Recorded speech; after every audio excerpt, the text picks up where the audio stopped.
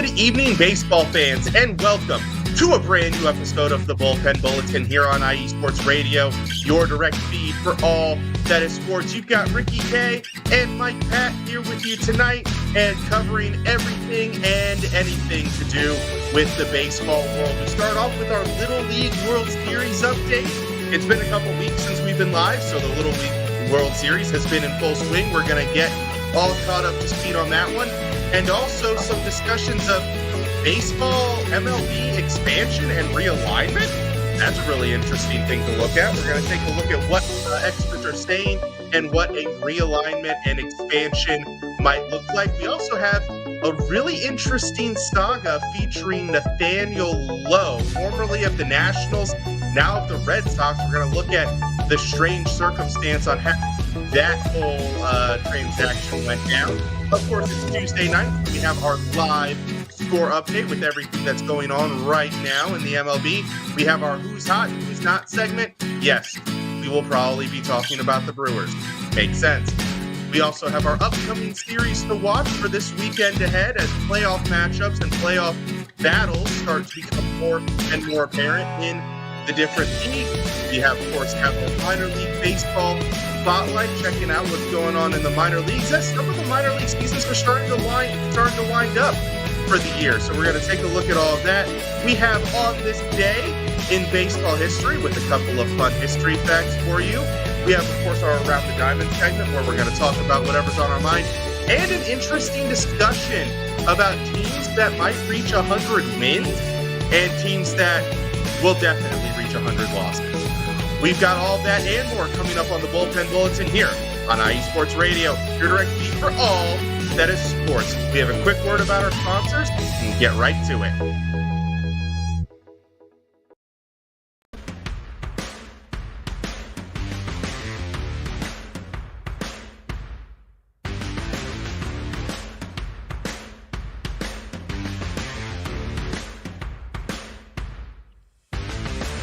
IE Sports Radio fans, this show is brought to you by Planet Jerky Premium Brisket Beef Jerky. Planet Jerky is the official jerky of the 2022 California League champion Lake Elsinore Storm, single-A affiliate of the San Diego Padres.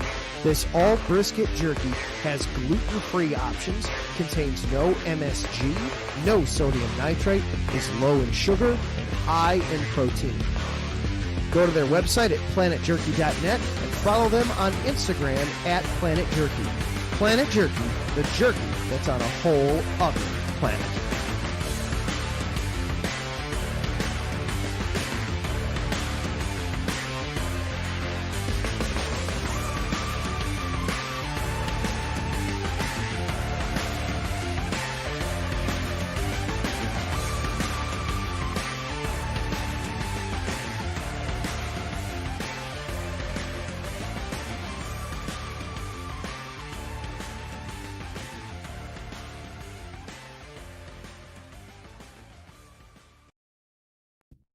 Rise and shine.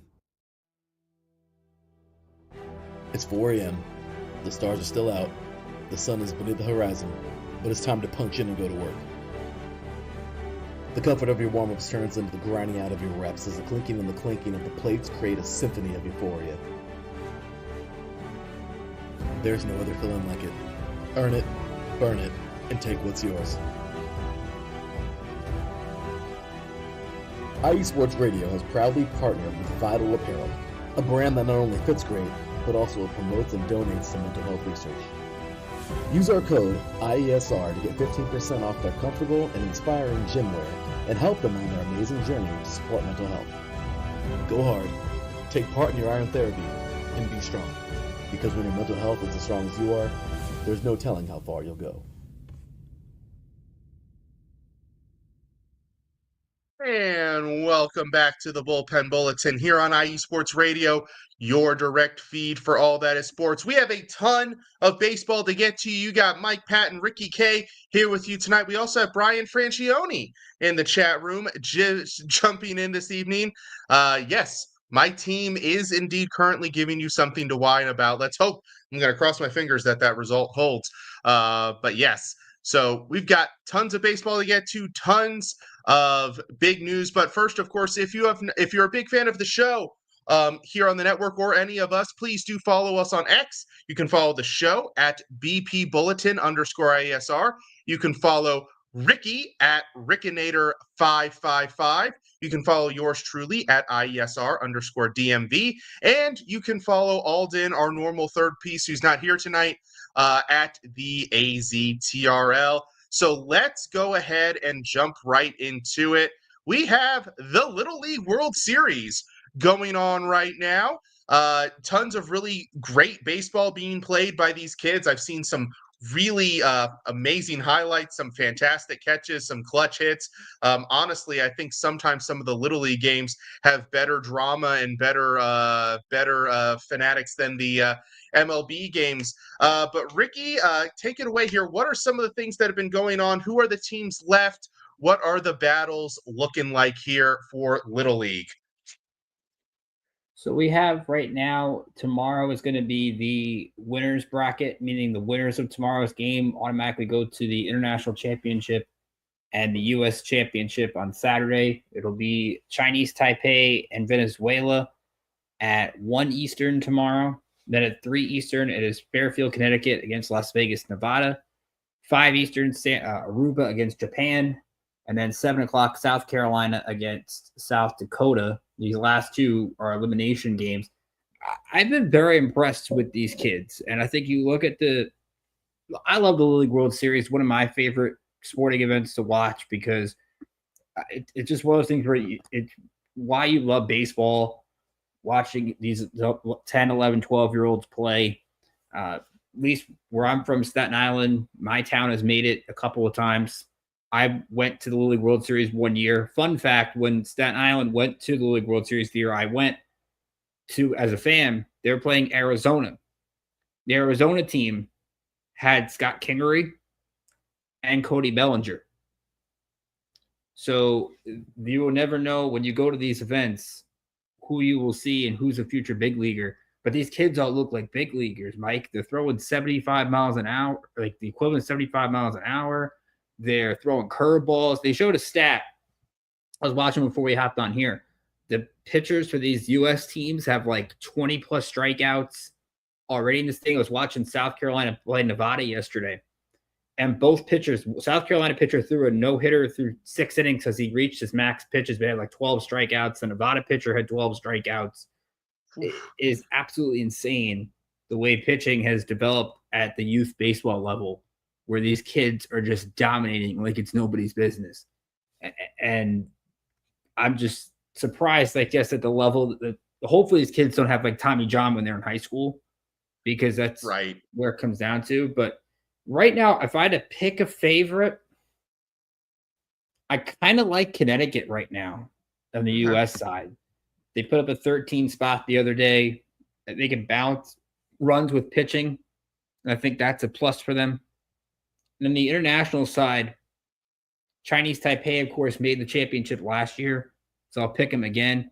If I had to pick a sleeper, it's the South Carolina team. If they can get to the U.S. game, because their pitcher, like I said, was so good yesterday. It's also the team that knocked off the defending champions in the Southeast Regional on a walk-off. And that's got to be really not depressing, but sad for those Florida kids to get that close to getting back to defend a title. We rarely ever see that.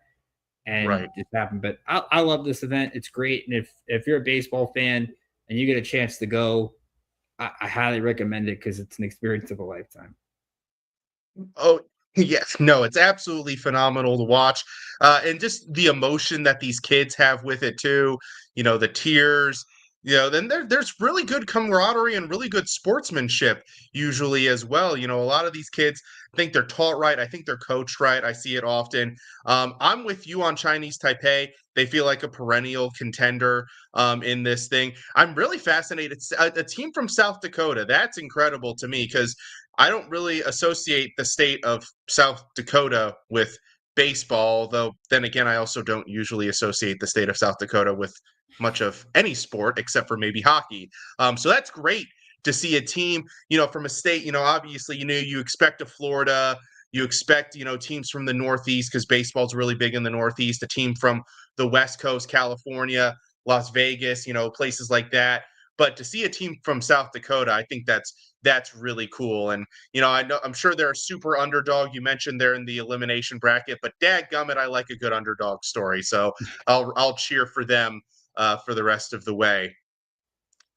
Now let's move on to an interesting topic that's really only cropped up majorly in the baseball world within the past couple of days here, and that is the discussions of expansion and divisional realignment. Now, these two pretty much go hand in hand. If the league is going to add 2 teams, which is the current discussion when you talk about the expansion, is going from 30 teams to 32 teams. Of course, they're the only one of the major 4 sports in the United States to not have 32 teams now. So when you talk about expansion going from 30 to 32 teams, obviously you have to rework the divisions because 6 does not go into 32. You don't want the imbalance. But the realignment component has been a very interesting topic of discussion. And I've seen, some samples of what people think a realignment might look like. And personally, as an Orioles fan, I'm a fan of the realignment that lands them the Pirates and the Guardians in their division, as opposed to the Yankees and the Red Sox. I'm a big fan of that one. But Ricky, let's give your thoughts on this. First of all, is baseball is expansion a good idea for baseball? Like, is it something that they can sustain, that they can uphold? So the context behind this is Rob Manfred was on Saturday Night Baseball the other night at the Little League Classic, which we mentioned earlier, the Mariners and Mets. So another benefit for the Little Leaguers, they get to play on the Grove and play a little ping pong. And then Sunday night, they get to hang out with Juan Soto and Cal Raleigh and all these major leaguers now. So that's a really fun event. But you look at this situation, and it just shows you that baseball has become very regional. Where, at this point, we look at baseball as a national pastime, but if they go to this alignment, the national pastime is over. It's become strictly you're going to watch a lot of regional games, which East Coasters, West Coasters, we kind of do already. I think expansion-wise, it works. I think you look at Charlotte, you look at Nashville, there's been talks of Montreal, and Brian did a good job. Not to bring up somebody who agrees with you. Yeah, so you would throw Charlotte in the Orioles division. I think it benefits the Blue Jays. Think about it, they don't got to play the Yankees and the Red Sox anymore. That would be a big boost for them. Mm-hmm. I get putting rivalries together. And obviously, if you look at the proposal of the East would be the Yankees, Red Sox, Mets, and Phillies, which would be an insane division if we did that now. That would be an incredible division. But to me, I think it ruins the Subway Series. I get there's more benefits of those two fighting for a division title would be cool. But I think part of what makes these interleague series great is that they happen one weekend out of the year, or 2 weekends out of the year. Now it's going to be 12, 15 times, or we're going to get rid of interleague play again. Does it help the All-Star game that we maybe get rid of interleague play because we don't see everybody play every day? I don't really know. I get your logic of divisions and stuff like that and having to make it fit. I just worry the more we change the game, the more we have a potential to ruin the game. Mm-hmm. And I think that's something Rob Manfred has tried to balance, and some changes have worked, the pitch clock and maybe ABS. I'm just not so sure if this is necessarily the thing. I'm not opposed to it, but I'd have to kind of get used to the idea of really overhauling the schedule and the division alignment as we know it. Yeah. First, before I jump into my take, Ralph Calise jumping in here, wishing us a great show. Thank you, sir. Josh Ritter kind of agrees on the expansion component of a little bit. and I have seen Charlotte brought up often, Charlotte and Nashville. I think it would be a little unbalanced to put 2 teams. Now, admittedly, that area of the country, if you look on a map of baseball teams, is a giant cosmic hole for baseball teams, because you really only have, I forget, there was somebody drew it was a kind of a wonky circle. It went up to the Virginia state line, kind of scooped in under Ohio and Illinois, and like went down around Kentucky, Tennessee, into Louisiana above Florida. But it was a giant portion of the map, the Southeast and kind of Midwestern area, that only has one team. So I get the want to go to Charlotte and Nashville, but both, I feel like you to keep it balanced, especially if your alignment is going to be regional, I would think you would have to add a West Coast team in there somehow. Maybe a Portland I've seen has been named in some suggestions. Obviously, people are just throwing out ideas at this point. Well, But the A's would be in Vegas in this scenario. right, the A's go to Vegas, and you have a decent core, but again, it depends on how they do the alignment. But I think you're right. I think over the past, let's say, decade, maybe 15 years, the league has made some changes, some small improvements, or maybe some people might not agree that they're improvements, over the course of this time. This would be an absolute seismic shift in baseball, because you'd have to completely rework the divisions. I don't like the idea of a 4-team division because, like I said, I think it might unintentionally concentrate teams. Like right now, if the alignment were New York, Philly, both the New York teams, Philly and Boston, you have 4 teams that right now are either in the playoffs in the current setup or right on the cusp of the playoffs. And you're putting those 4 teams in one division. Meanwhile, under some proposals, I've seen a division where you have the Orioles, the Nationals, the Pirates, and an expansion team. And depending on how you work the playoffs, one of those 4 teams gets in, and at least one of the other 4, the 4 in that super division, don't. So I don't know if a 4-team division works necessarily. Now, of course, the only alternative is either A, unbalanced divisions, or B, you have 4 8-team divisions, which would be interesting. And I think working that with a 162 game schedule, you could make that work. But it's a pretty significant change. And when you think about all of the logistics and like the changes in the divisions, and, do you expand the playoffs then? If you go up to 32 teams, they've already expanded the playoffs recently. Do you do it again?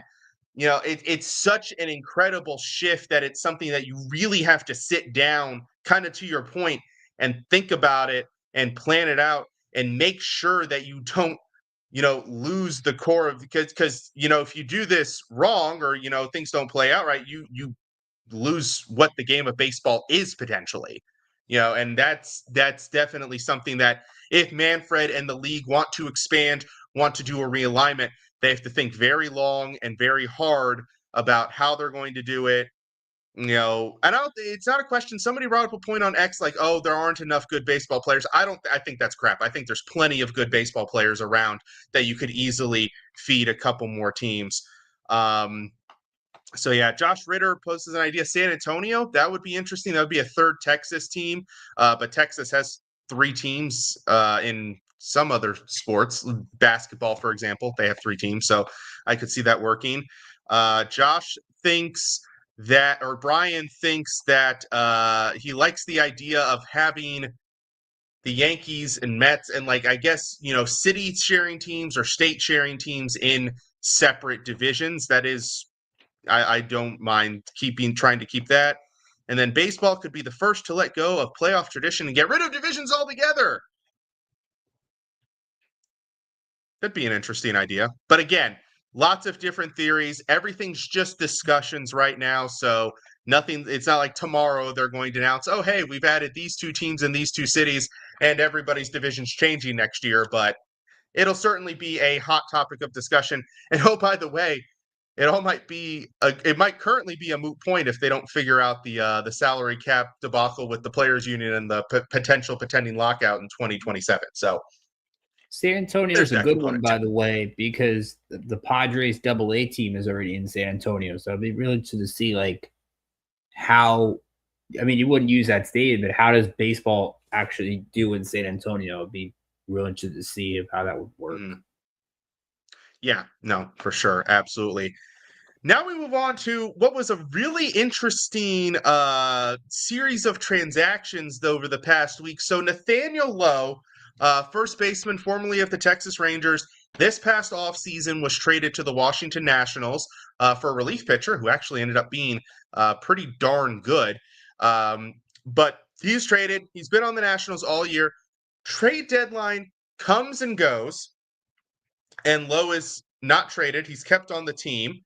But now, a couple of weeks after the trade deadline, and interestingly enough, one day after hitting a grand slam,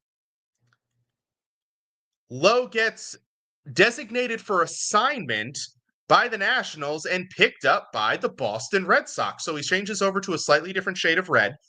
But kind of the timing of all of it was interesting. Now, yes, he hit the grand slam, but if you look at his numbers for the month of August, he was hitting .091 with a 498 OPS. So it's not like he was tearing up the league. It's not like they released one of their best players. They did this in response to top prospect Dylan Cruz coming off of the injured list and needing a roster spot. Now, the other interesting component about this for the Nationals is it left them without a true, real first baseman. Their only option was Josh Bell, really on the roster, and he played first base for a few games, but that was mediocre at best. So now they've had to send another player, I believe it was Jose Tena, back down to the minors to call up an actual first baseman to play first base. But Ricky, this was a weird little saga here, wasn't it, for Lowe and the Nationals? Yeah, it's like you and I were talking during the week. It's like, so you couldn't find a way to deal this guy at the deadline and get something, anything. I guess it's one of those things where maybe he would have been something with the August waivers if we still had that again. Like maybe something would have happened. Who knows? It's kind of weird. Like the day after you hit a grand slam, you find out you're not on the team anymore. Like I always find that odd. Like the timing of things happen. Like you saw this year with the Mets. Like Francisco Alvarez was struggling, hits a home run. The next day he's optioned to AAA. It's just like, okay, bad timing. But on the plus side at least for Nathaniel Lowe, you look at the Red Sox who desperately need first base help. Their first baseman this year hitting just 237.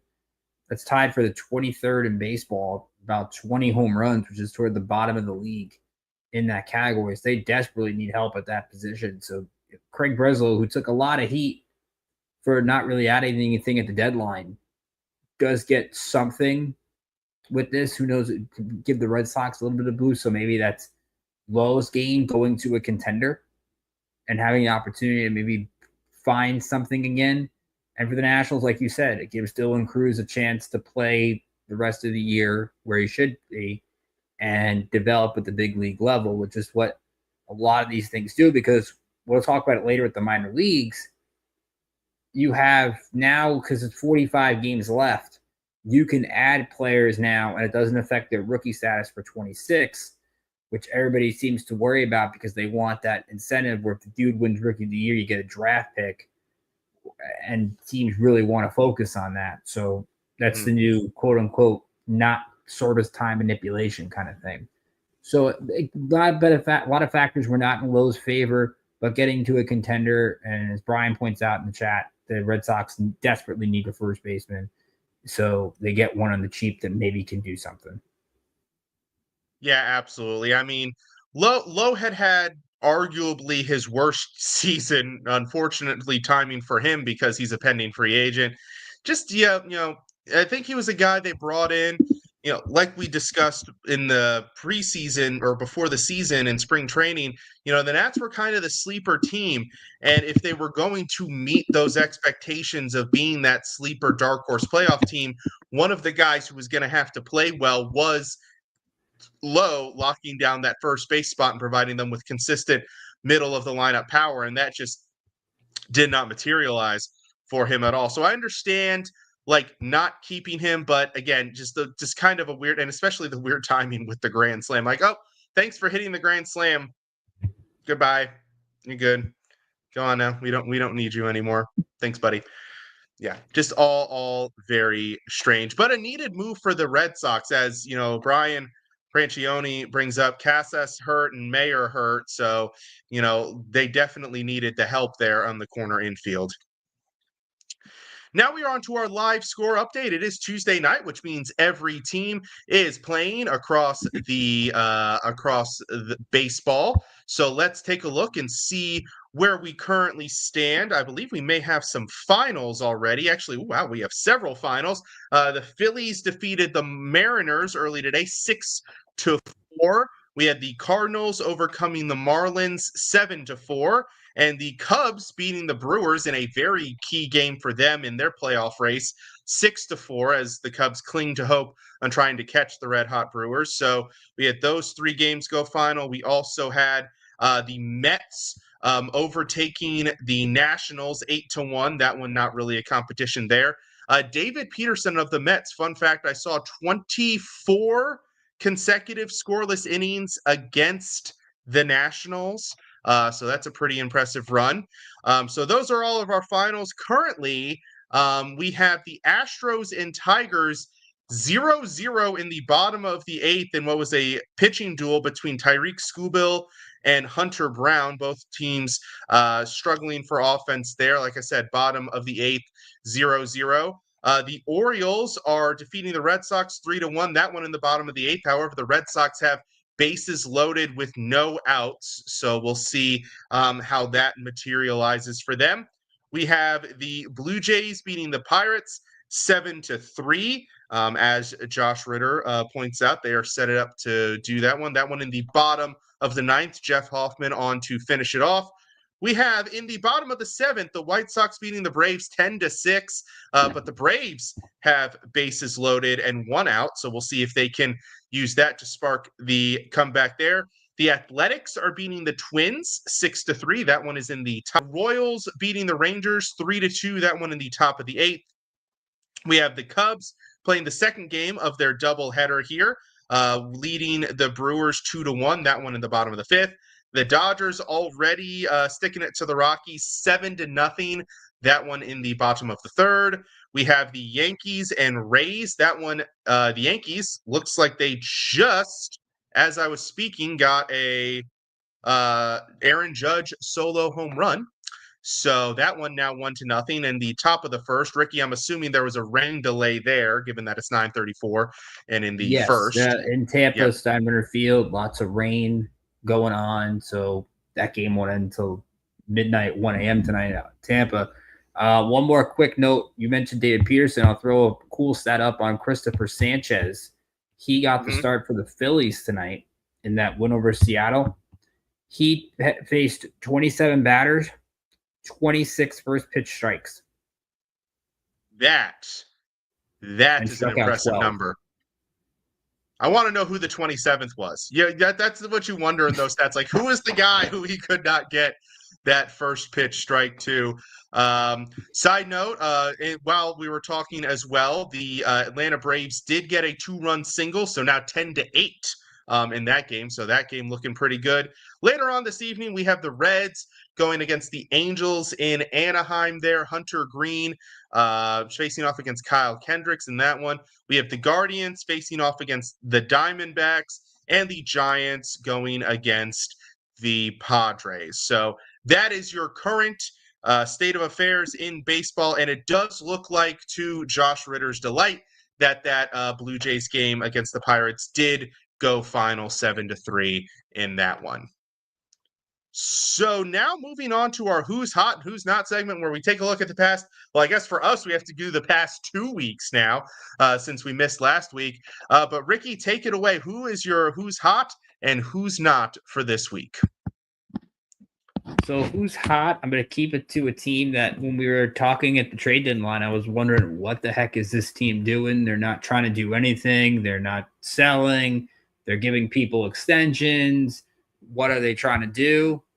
Kansas City Royals winning 7 of their last 10. They're winning tonight, as you mentioned, over Texas, and essentially could almost eliminate the Rangers in a sense, because Texas has fallen off a cliff since the deadline, which is really weird. They're about right now 5 back in the loss column. of Seattle. But Kansas City, to its own credit, they're only 3 games out of a playoff spot. They take advantage of an easy schedule, but that's what you have to do. You have to beat teams that you're supposed to beat. And Kansas City, the last 2 weeks, played Washington and the White Sox. They get the White Sox again next week. And you look at their remaining schedule, they get the Twins again. But the problem is their September is brutal. I'll read you their September teams after September 7th. Here are their last 6 series: Cleveland, Philly, Seattle, Toronto, and then Angels and A's out west to end the year. That is brutal. That's why I don't think Kansas City can hold up. But it's kind of good to see the Royals finally realize that they were supposed to be hanging around at this point. So I'll give them a lot of credit for at least hanging in there along with Cleveland, even though I kind of think the 3 that are the wild card right now in the AL are going to get in some way, shape, or form. And who's not? I know they're winning tonight. The Cubs. I'm shocked at how bad they've been. And I know most of it has been Milwaukee pulling away and the Andrew Vaughn effect, where Andrew Vaughn goes to the Brewers and all of a sudden he's hitting it the way he was supposed to, and they're crushing it. But Kyle Tucker's getting booed in Chicago. He has been an absolute mess over the last few weeks. That Craig Counsell said he's going to sit him in some games now. And that's the guy that you're looking to pay $350 million to, if not more, this offseason. So that's a little bit of a concern. Pete Crow Armstrong has really dipped off his production since August 1st. Now, they called up Owen Casey, their top prospect, but against the Pirates, I know Counsell said that they had a lot of outfielders. He didn't play. So I know he got in today. I think he hit his first home run during the doubleheader today. But why are you calling up your top prospect? Now, I have a problem when teams do this all the time, where they'll call up they'll talk about how great their prospect is, and then they'll hold them down there to like the last possible second, and then they call them up and they don't play them. Like, to me, that doesn't make any sense, and that you won't trade them. That's a bigger trade deadline discussion where everybody wants to hang on to their prospects until they have zero value anymore. But the Cubs, to me, are really interesting because, yes, the Brewers deserve a lot of credit, but let's remember the Cubs had like an 8-9 game lead, and now they're 8-9 games behind. So there's something that the Cubs, even though they're 71-54, something's not right there. I don't know what it is. They're still okay. I think they'll make the playoffs. But this was a Cub team that's supposed to stay that consistency, and it just hasn't been there. Cubs, yes, they did get the win, but yeah, really up and down play. And for a team that I repeatedly said to Adam Karnick on the opening series on Mondays, oh yeah, Adam, the Cubs, they'll catch the Brewers. They'll win that division. It's fine.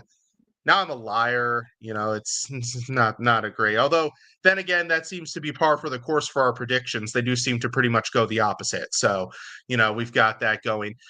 For who's hot, who's not, I'm going to start with my not, because I have a couple of picks for who's hot. I mean, Texas, obviously, you pointed them out.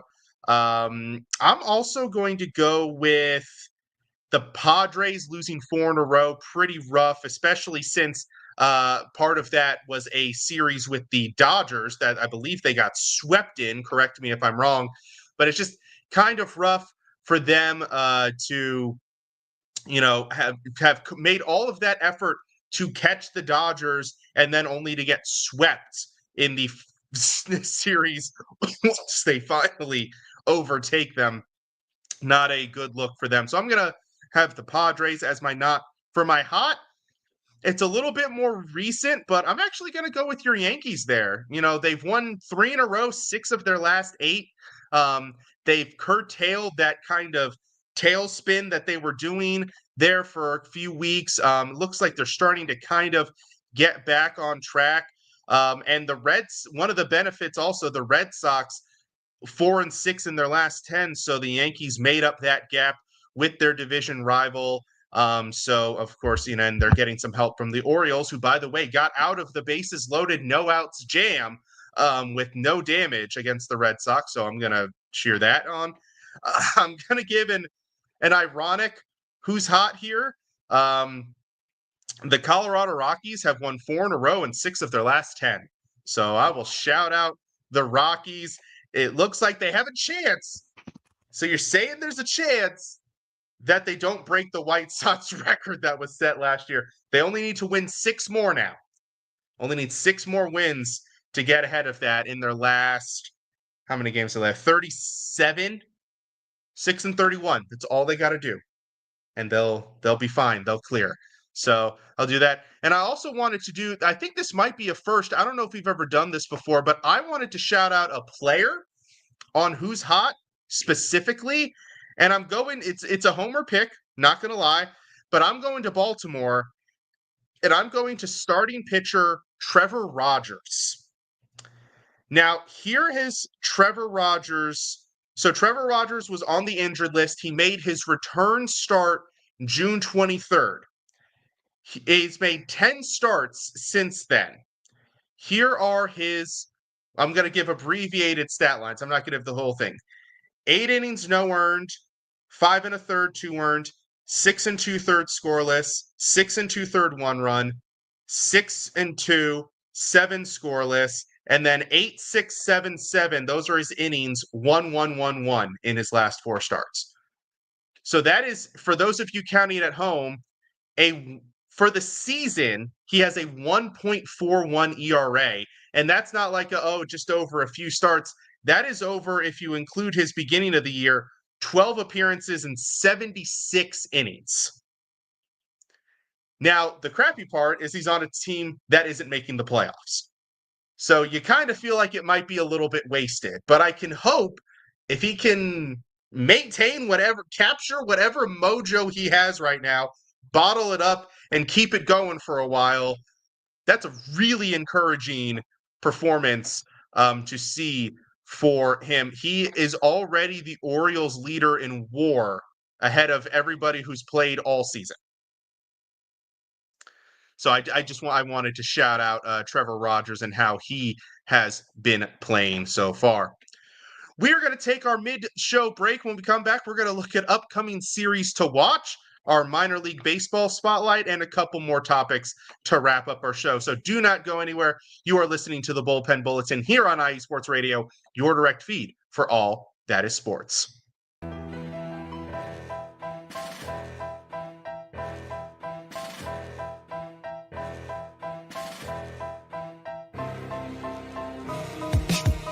For the last 10 years, IE Sports Radio has been bringing you amazing content ranging from interviewing legendary athletes, coaches, and other authorized media personnel to building tailor-made shows dedicated to all major sports cities around the country. Make sure to follow us at IE Sports Radio on X, Instagram, Facebook, TikTok, and YouTube to keep up with the latest in sports and with all of our shows. Also, make sure to check out our daily updated website at iesportsradio.com. At iesportsradio.com, you can see our daily show schedule and check out all of our show pages with personal bios to learn a little bit more about each of our awesome hosts. In addition to our show pages, you can catch the iSports Radio blog, Hall of Fame, Fans of the Month page, and our merchandise shop, including t-shirts, tank tops, caps, long sleeves, hoodies, and more. For now over a decade here at IE Sports Radio, we've continued to be by the fans, for the fans, and we thank you all for your support and for making IE Sports Radio your direct feed for all that is sports.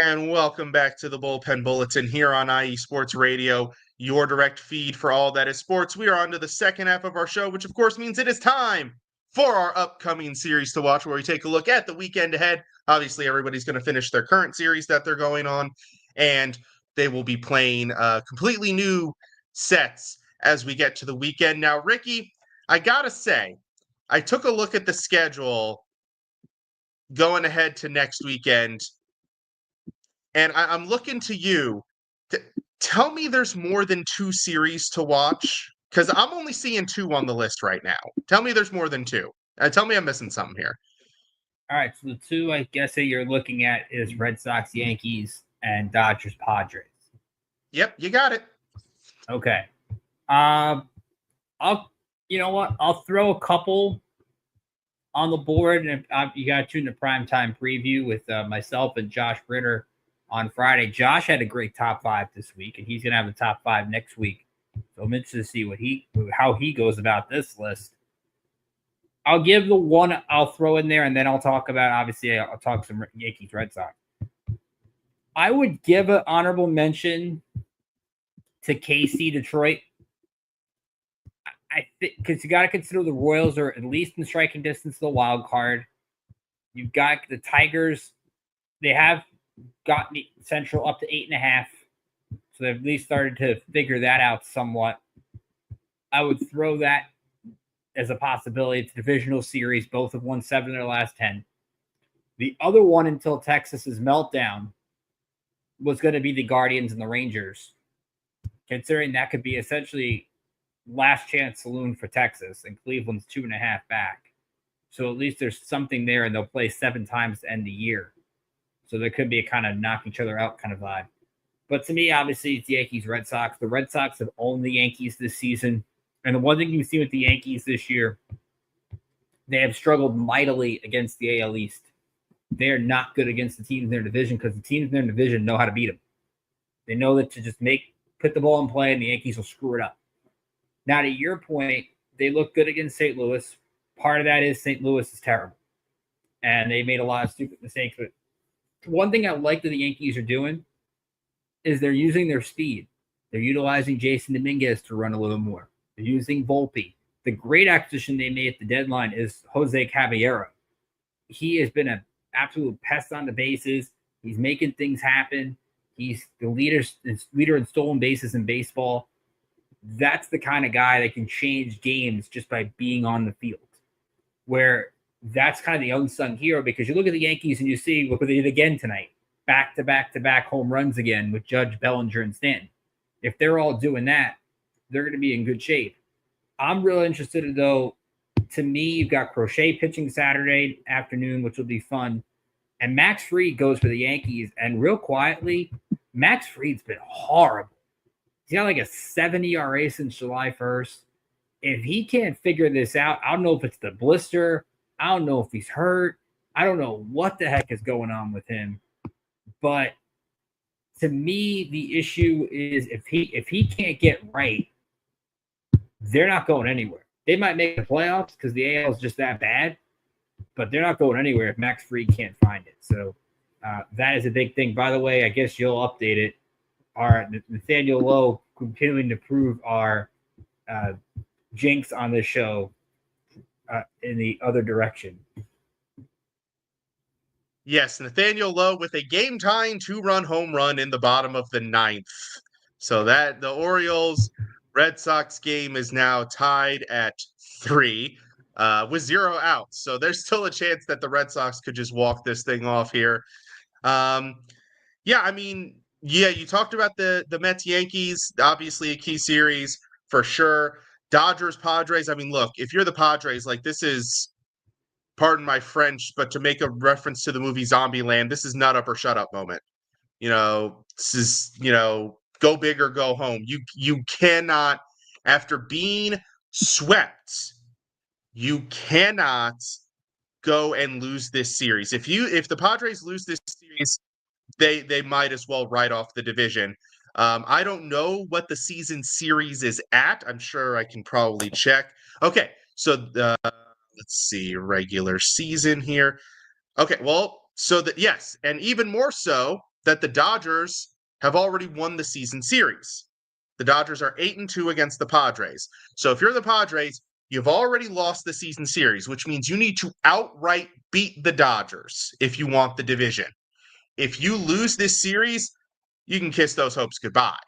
I mean, I could see no way. If you're already clawing back from what is currently a 2-game deficit, if you lose the series, it becomes a minimum of 3-game deficit where you have to outright clear them with about 30 games to play.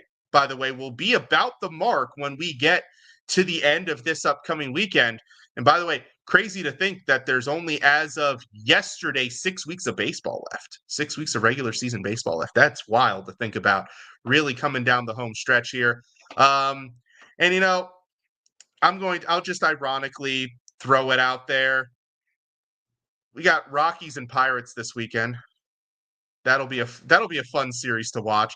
That might be great for the Rockies as they continue their road to avoid history to get a team like the Pirates here coming up down the stretch. So shout out Skeens is to pitching. Who? At least Paul Skeens is probably pitching against the Rockies. Skeens so there you go. Is pitching. I can't imagine he's got much enthusiasm at this point in the season, but maybe he's enthusiastic about potentially winning the Cy Young, which I think he's still the front runner in the National League, last I checked. Now let's jump down to our minor league baseball spotlight, where we highlight things going on in the minor leagues. And really the minor league seasons, I believe AA wraps up at the end of August or beginning of September. Correct me if I'm wrong there, Ricky, but AA is wrapping up their season. I know AAA extends into September, which is why it's very common once you actually get to that changeover, you'll see a handful of guys from AA actually get promoted to AAA for the month to get a little bit of more playing time, a little bit more experience. Even if maybe they're not necessarily ready, they at least get that opportunity. So, Ricky, take it away. Who is your minor league spotlight? So you are correct. AA usually goes to like the week of Labor Day. So we're about a few weeks away from that, which is kind of crazy to think about. I'm going to look at one guy who's called up in the minors and one guy who's made his call up to the majors. I'll start with the majors first. Nolan McLean made his debut for the Mets on Saturday against the Mariners. And to make his debut for a Met team that had been awful up until the last 3 days over a 2-week period, comes up. He does walk 4, but had 8 strikeouts, held the Mariners offense in check for 5 1/3 innings, and made an excellent behind-the-back play. Ball hit back to him and turned into a double play with bases loaded. That was a lot. And you look at McLean's evolution. He was a 2-way guy at Oklahoma State, did a little bit of hitting in the early minors for the Mets, and then they made him solely a pitcher. And he's got 4 or 5 pretty good pitches in his arsenal. That's a guy, at least, that David Stearns has finally gotten aggressive with. And there's another pitcher that they're probably looking to do the same. Tonight, Brandon Sproat pitched pretty well for Syracuse. This is the first time Brandon Sproat has pitched on 4 days rest this year, which tells you maybe they're starting to prep Brandon Sproat for getting a chance at the big league level. So at least the Nets are not fooling around anymore and are actually using their top young pitchers that are giving them a shot to try to help boost this team into a playoff run down the stretch. So I do like that they're starting to get aggressive with those guys. And they called up Jonas Hong to AAA, who's been phenomenal this year. He's one of those guys you want to watch and go into the beginning of next year. But on the internal promotions, I'm going to talk about Connor Griffin. Now, who's Connor Griffin? He is probably the number 1 prospect right now in the game. At least he is, according to MLB Pipeline. Probably the best Pirate position player prospect since Andrew McCutchen. 9th pick in the draft last year, and he has been really good this season. Just got called to AA Altoona from High A Greensboro. He, coming into the week, had a slash line of 332, 414, 524, 16 homers, 72 ribbies, and between Bradenton and Greensboro's High A, Bradenton single A actually, 59 stolen bases. At Greensboro, he was 33 for 40 on steals in 51 games. So this is a guy who can run. He's got a good hit tool. According to MLB Pipeline, he's got a 60 hit tool? 60 power tool, 55 hit tool. So when you consider the Pirates have had a good track record with pitching, with Skeens, Bubba Chandler maybe comes along the pipeline, if not the end of this year, maybe beginning of next year, Connor Griffin's going to be one that the Pirates can develop him right now. They've screwed up a couple of guys that they've drafted high. Hopefully Connor Griffin can be a guy that plays a factor maybe the end of next year, maybe the beginning of 27. But he is, at least between all the Pirates' frustrations this year, maybe they're developing a guy that could be a really good young player. Absolutely. Looking at Connor Griffin's profile as well, you mentioned the 55 hit tool and the 60 power, and obviously you could deduce by the stolen bases a very high run tool, but also 70 arm tool and 60 field tool. This guy, I mean, look, if they develop him right, not even 20 yet, only 19 in AA. That is incredible. this could be the next 5-tool player coming up for the Pirates. That is incredibly encouraging for them. By the way, bonus points to you, sir, if you can name the Greensboro minor league mascot right here and now. Is it the Greensboro Grasshoppers? It is indeed the Greensboro Grasshoppers. We were talking before the show about fun minor league team names. I figured you brought up Greensboro. We had to throw that one out there for the fans. Not surprisingly, I'm sticking local for mine.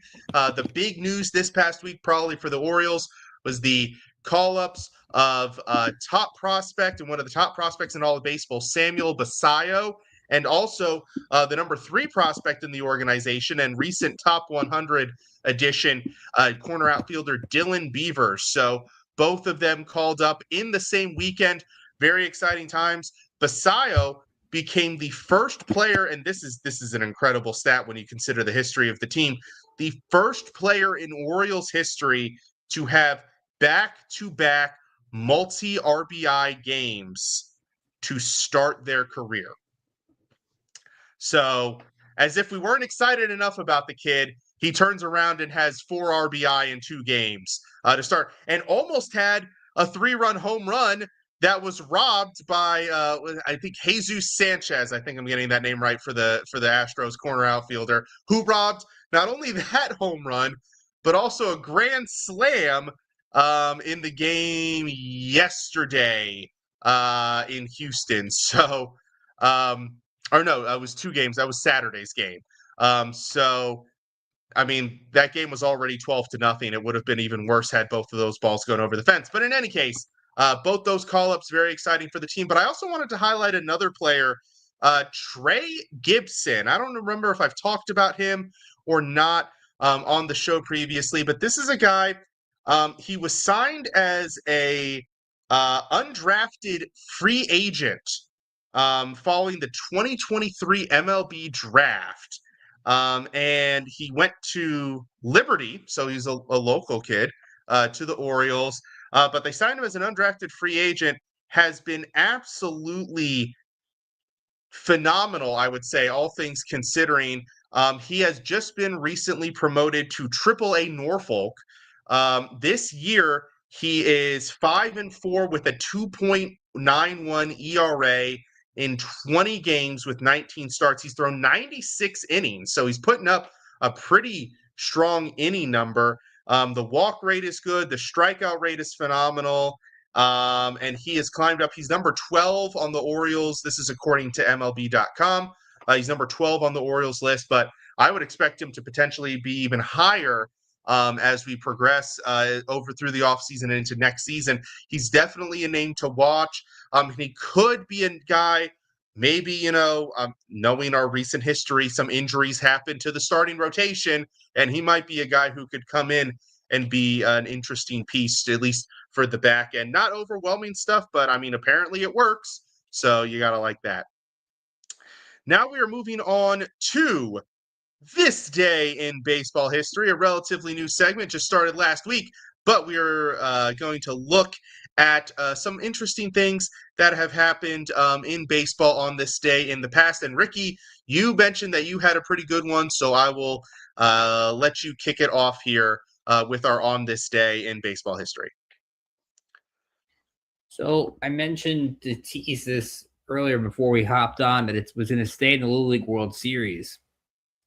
On this date in 2001, so almost 25 years removed, you might remember this. This is the controversy from the Bronx Little League. Danny Almonte. Yes.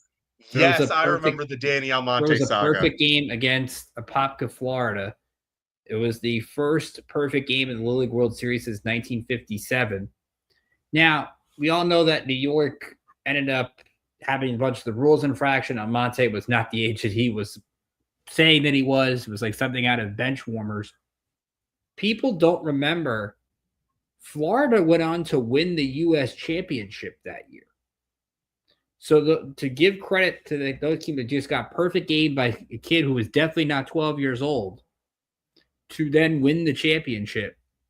I'm not sure if they won the World Championship offhand. I'd have to take a quick look at that. But I know Florida beat New York in the U.S. Championship. But I remember because I was, I think, I'm going to date myself here. I was like 9, I think, for Almonte. And it was the first time I really watched a Little League World Series because I'm playing baseball at the time. And people my age were playing on ESPN. It was a big thing. Right. But I remember the craze that Almonte was. He was leading Sports Center and like all these great things. So, I mean, we've seen these kind of controversies in the past. But when I saw that pop up on Danny Almonte, I was like, that was like a blast to the past for me. Yeah, that was a Sports Center discussion topic for months afterwards. Not only obviously the perfect game, but then of course the subsequent controversy for the age. I remember that going well into the school year. Obviously, that's your reference point when you're that age, because I think I was probably 8 or 9 as well when that happened. For my point, I am going to go all the way back.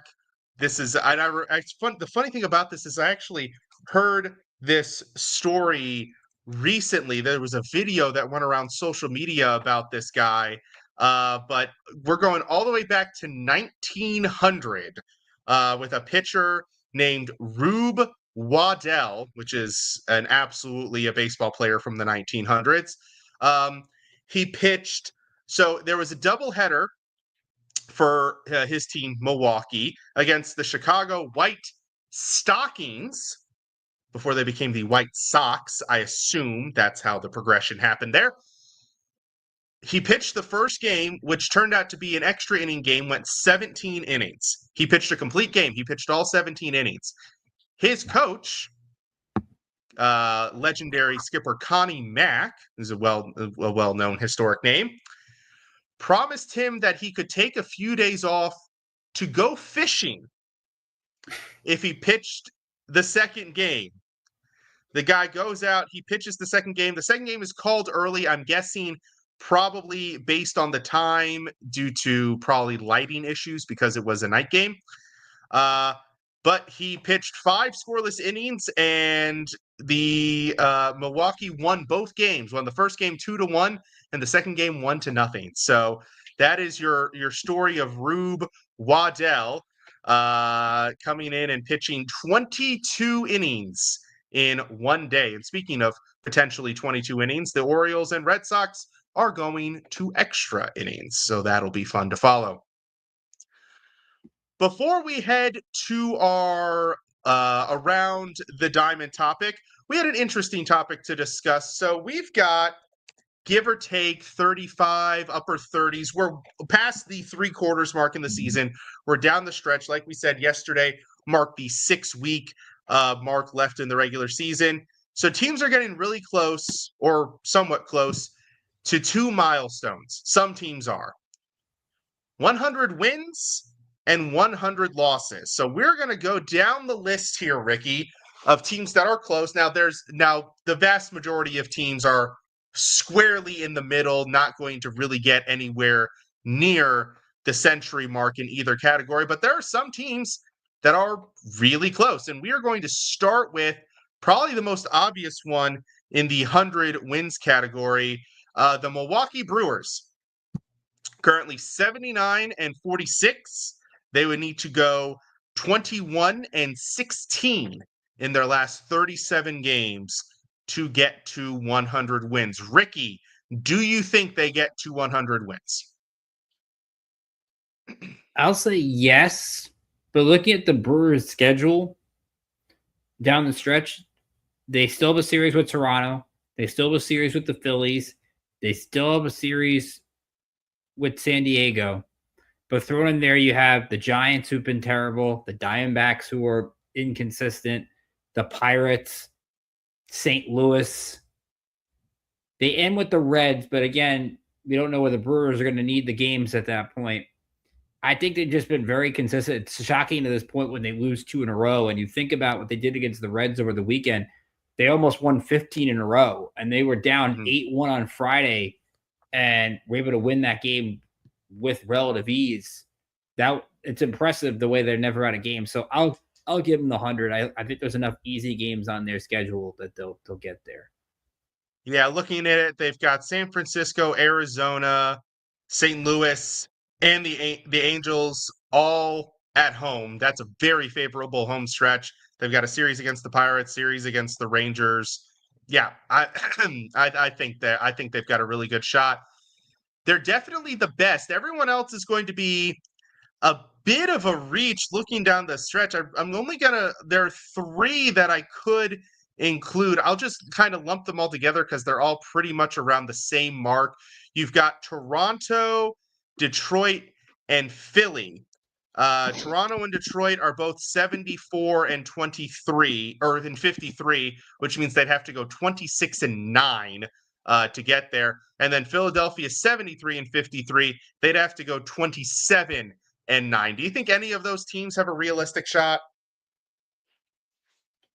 Out of those, I would probably say Detroit out of those three. I think you'd have to look at the Tigers.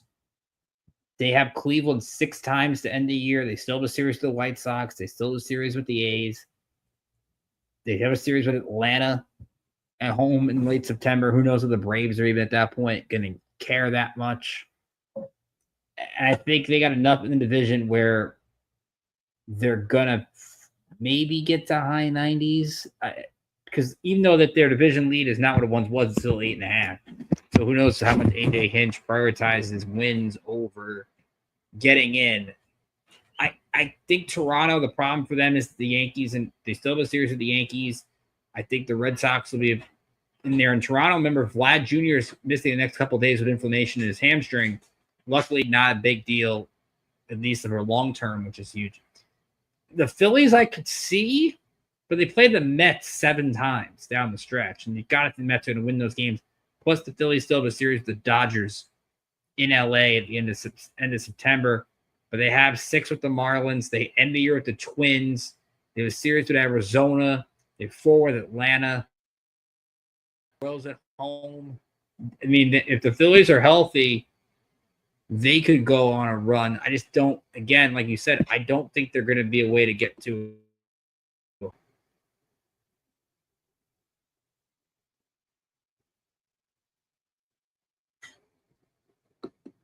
I just think, going in that kind of stretch the last month of the season is it's so difficult for any team.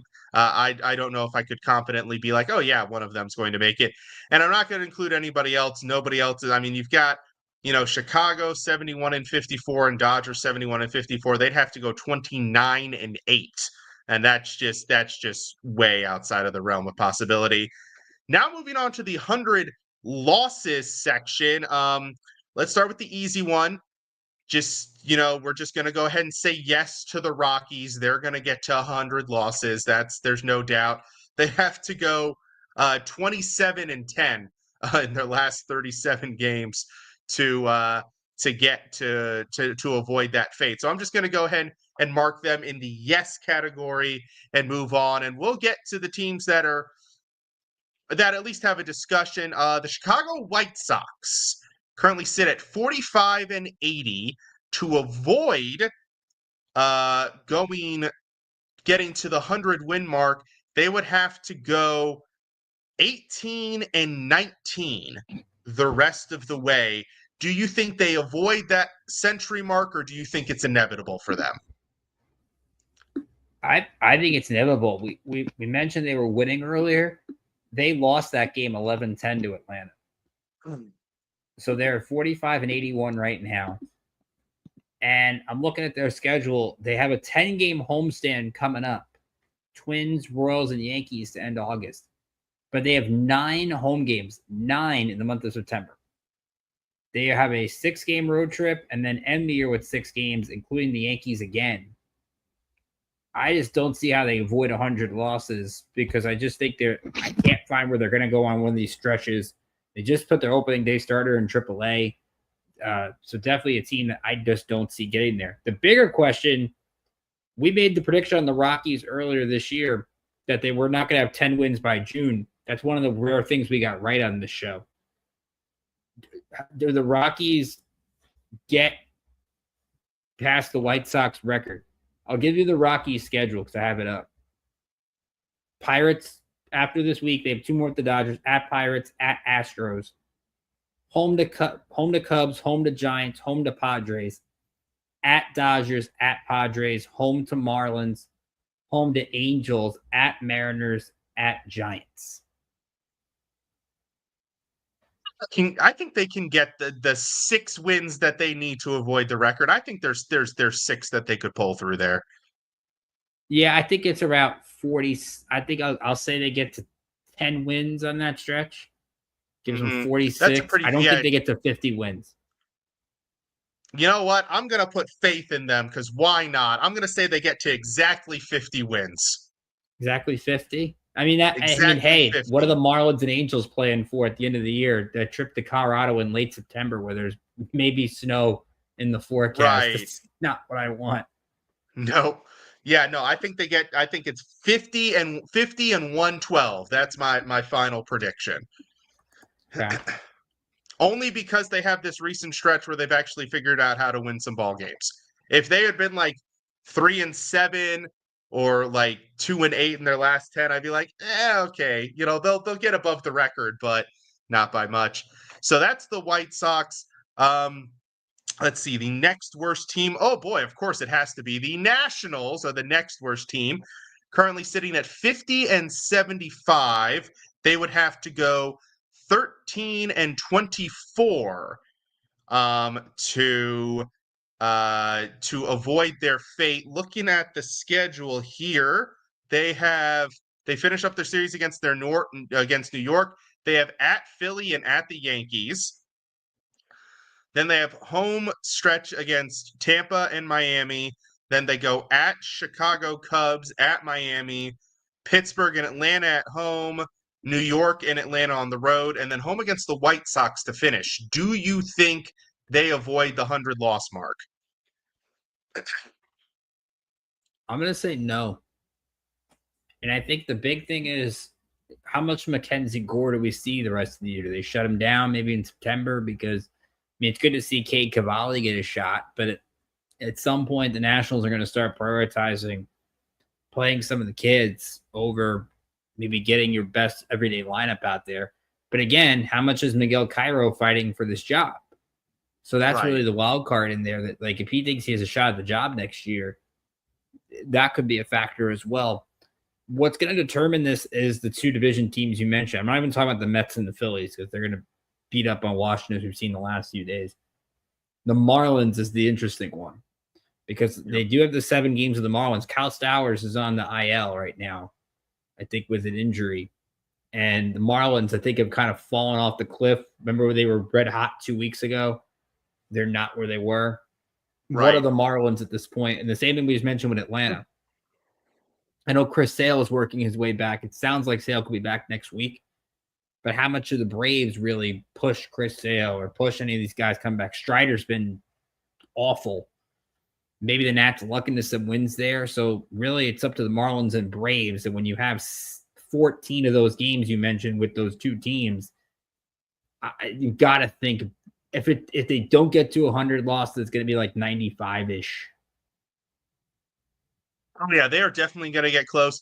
The only reason why I have hope is because they do have the 3 home series against Tampa, Pittsburgh, and Chicago left on the schedule. That's got some really good opportunity there. Although the Nationals are better on the road, apparently. They have a better away record than home record. So maybe I shouldn't put that much vote of confidence in. But I think you're absolutely right. I think it's the 14 games combined against the Marlins and the Braves. And if they can win those home series, or at least 2 of 3 of those home series, then they have a shot at avoiding it. But, you look at Phillies, at Yankees, at Cubs, at Mets. They're losing those series. They're losing those. I have no doubts. Let's see. Going back here, really the only other team you can discuss the Pirates in this conversation as well. They only have to go 10-25 the rest of the way to avoid this fate here. They have a home series against Colorado. Hey, pretty good. They do have the Orioles and Nationals on their schedule and the Athletics, so opportunity to sneak some wins here and there. Series against the Braves, St. Louis. So it's not a brutal stretch down the season, down to the end. Do you think they get the 10 wins they need to avoid 100? Yeah, because it's Skeens. I mean, again, I know Paul Skeens might be, who knows how much they pitch him toward the end of the year. We saw they didn't really shut him down last year. May have limited his innings somewhat, but they're not going to shut him down. Now, their offense is just really awful, but I think they're going to find a way. Skeens will win his fair share of games. They do have those series, like you mentioned, where you play in the A's at home in September. You got to think you could win some games there. They've got that Beltway stretch. I think it's close, but I think having Skeens, maybe they're another one that's like 93, 94-ish, low 90s. Yeah, that seems reasonable. Yeah, I think they can get at least the 10. I don't think they're going to get incredibly more than that. I think something in the 65 to 66 win mark is probably a reasonable expectation.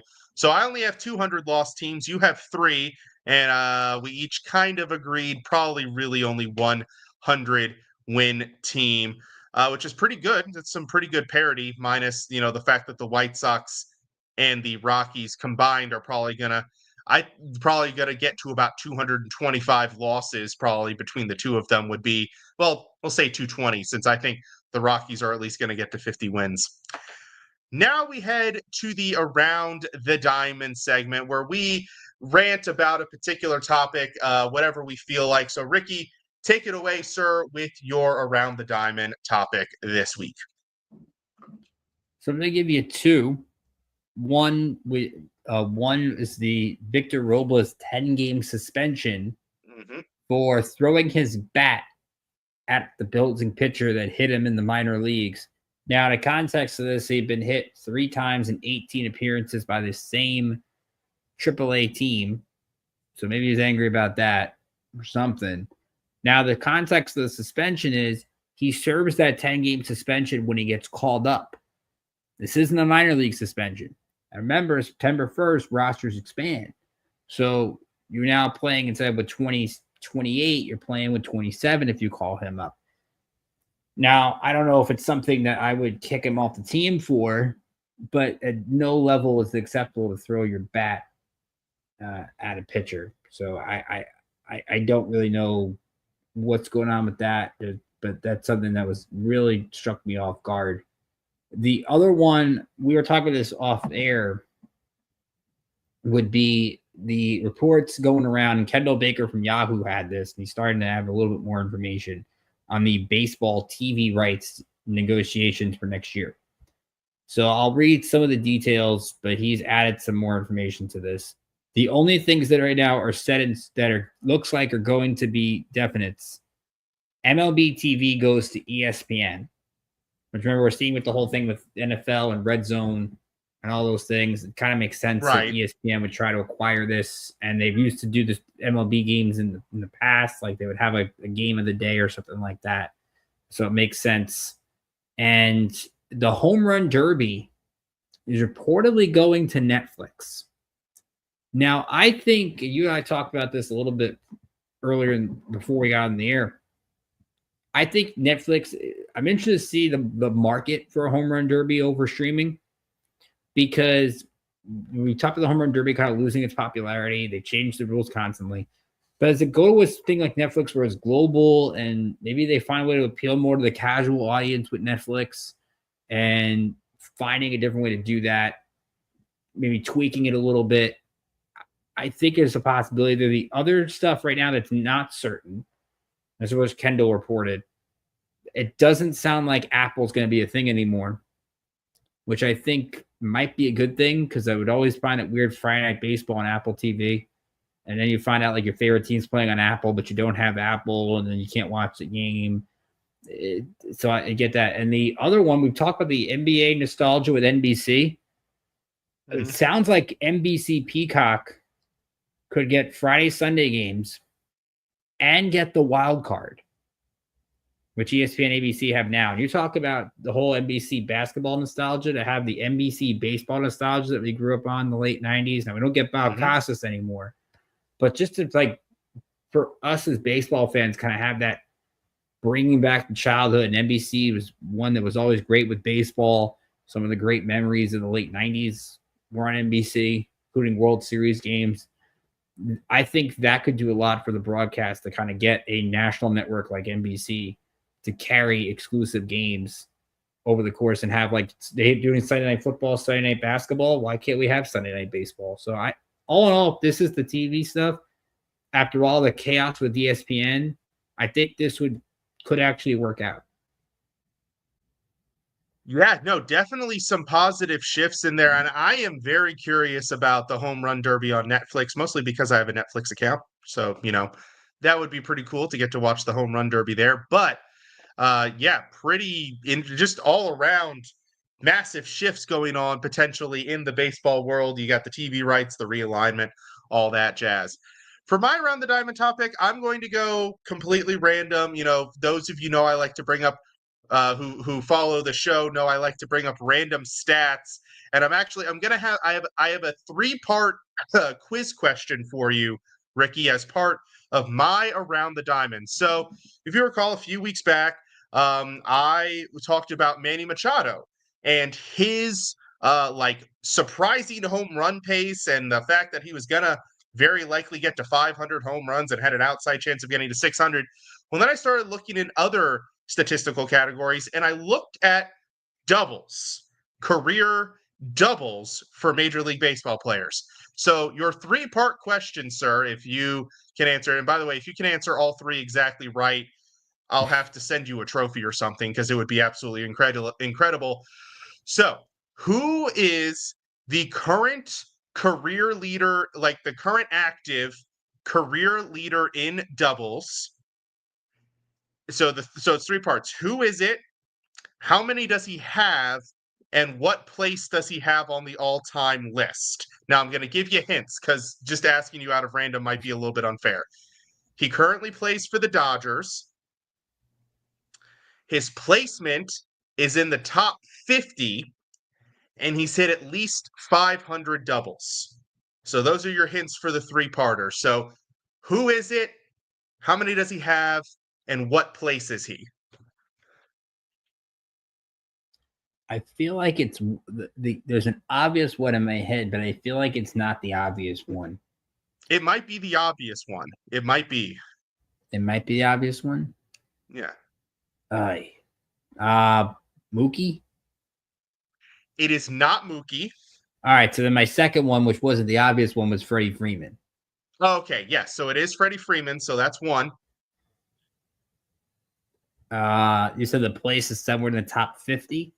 Yep. Let's go 31st. Okay, and then how many? At least 500. At least 500? Let's go 683. So you're giving him a lot of extra credit there. So he is 41st overall with 539 doubles. And that is the leader, the leader amongst all active players by a lot. The next closest is Paul Goldschmidt, who's about 470. So he is 41st. He actually just passed Lou Gehrig for the all-time list. Now, the reason why I bring this up is so Freddie Freeman, 35 years old, has a few playing years left, I think we would say. Obviously, his current seasonal pace is 34 doubles per season played.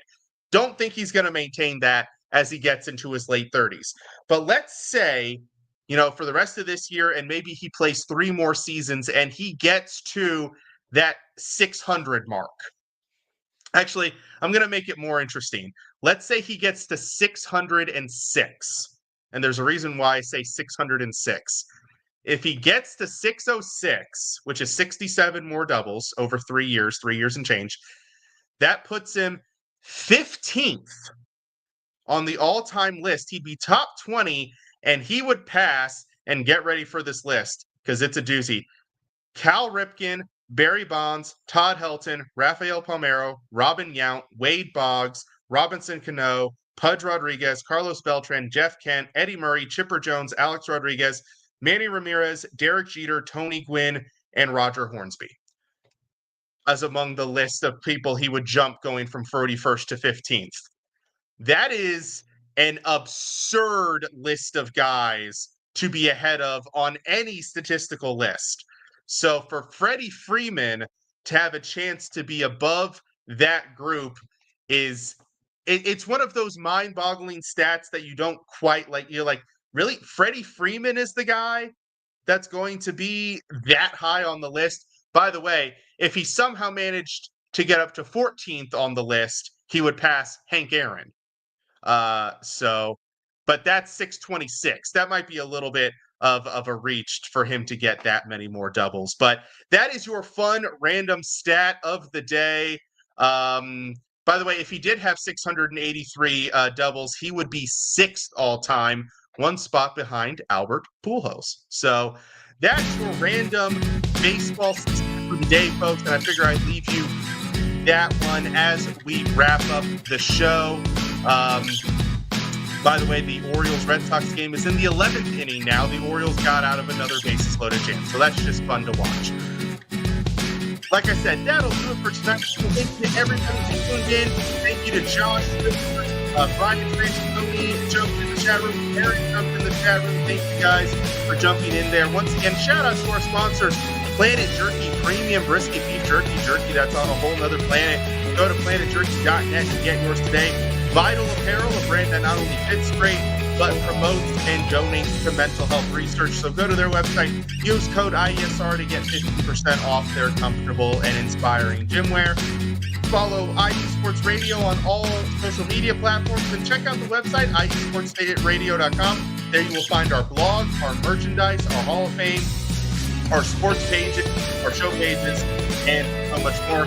And reminder, if you are a fan of the show, or any of the individuals on it, please follow us on X. You can follow the show at @Bulletin_IESR. You can follow Ricky at Rickinator555, talking all things New York sports. You can follow yours truly at IESR_DMB, talking all things DMV sports. And yes, I still cannot wait for football season to get here. I need something other than baseball to talk about for the DMV. And follow Alden, normally our third party, at DAZTRL. He talks all things Arizona sports. And I imagine with the way the Diamondbacks have, traded off at the deadline, he's probably ready for football season 2 or maybe basketball season. I don't know. It's rough times for Arizona sports. So who knows what he's looking forward to.